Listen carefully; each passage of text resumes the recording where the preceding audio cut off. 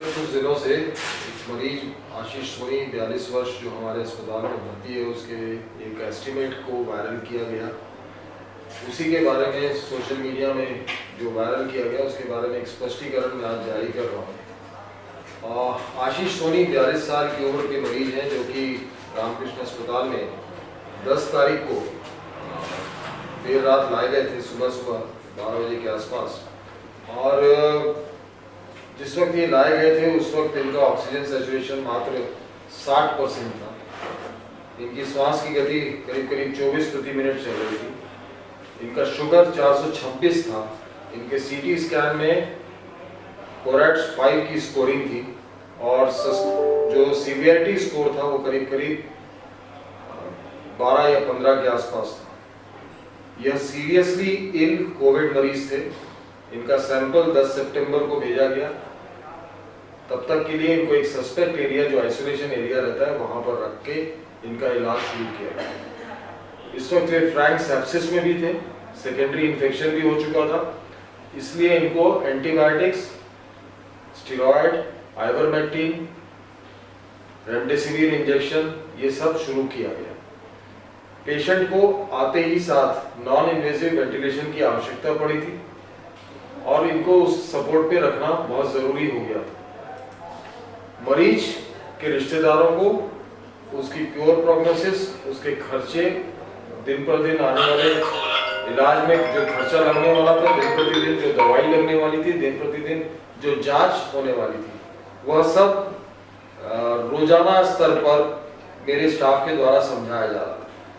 2 बार मैंने खुद उनकी काउंसलिंग की। एक काउंसलिंग हुई थी पिछले रविवार को और एक काउंसलिंग हुई थी इस शनिवार को।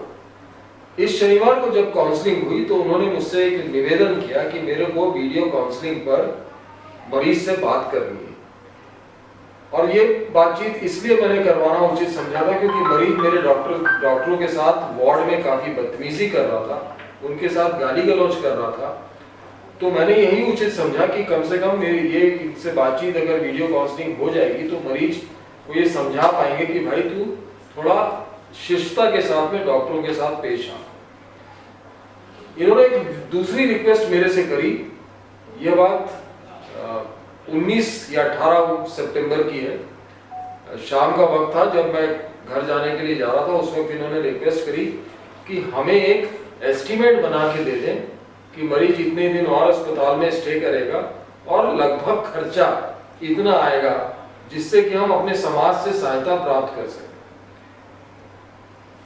इस उद्देश्य से कि समाज से सहायता प्राप्त कर सके, इस उद्देश्य से मैंने भी इनको एक एस्टीमेट बना के देना उचित समझा। और यह एस्टीमेट जो इनको दिया गया है यह टोटल 24 दिन के इलाज का दिया गया है, जिसमें वेंटिलेटरी सपोर्ट भी इंक्लूडेड है और दवाइयां, जांच, सारी चीजें इंक्लूडेड है। और 24 दिन के एस्टीमेट को 10 लाख के आसपास हमने करीब करीब दिया है। यह एक एस्टीमेट है, ना कि एक बिल। अगर ये बिल होता तो भी मुझे समझ में आता। यह एक एस्टीमेट है कि इतना खर्चा, अनुमानित खर्चा आपको अगर आप 24 दिन अस्पताल में रहोगे तो लग सकता। कहीं ना कहीं इनके इंटेंशंस क्या है मुझे नहीं मालूम। मरीज के रिश्तेदारों ने किस ध्येय से, किस उद्देश्य से इस एस्टीमेट को वायरल किया। समाज से सहायता का अगर होता के उद्देश्य से अगर ये लिया गया होता एस्टीमेट तो समाज के प्रतिनिधियों से के पास में जाता। कहीं ना कहीं ये जबरदस्ती वायरल क्यों किया गया, क्यों अस्पताल को बदनाम करने का प्रयास किया गया, ये मुझे समझ के परे। और इसके कारण से जो मेरे डॉक्टर हतोत्साहित हुए, उनका उत्साह कम हुआ इलाज करने में, जो हर्ट हुए, कहीं ना कहीं इस प्रकार की हरकतें समाज को बंद करनी पड़ेगी। अन्यथा अस्पताल कोविड मरीजों को रखने से मना करना चालू कर देंगे, प्राइवेट अस्पताल बंद कर देंगे इन मरीजों का इलाज करना। हम, हमारे डॉक्टर, हमारे नर्सेस कोविड बीमारी से ग्रसित हो रहे हैं। मेरा एक डॉक्टर आज बेहोश हो गया है। डॉक्टर मनोज सोनी आज बेहोशी की हालत में आईसीयू में भर्ती हो चुके हैं। कहीं ना कहीं आप सब समाज के व्यक्ति इस प्रकार के जब आरोप और प्रत्यारोप हमारे ऊपर लगाते हैं तो हम भी हर्ट हो रहे हैं। हम अपने सारे अपनी लाइफ को, जिंदगी को रिस्क में डालकर मरीजों के इलाज में लगे हुए, चाहे वो डॉक्टर हो, चाहे नर्स हो, चाहे वो हाउसकीपिंग स्टाफ हो।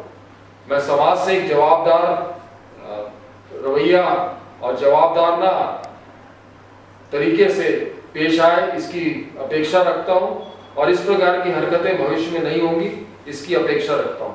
धन्यवाद।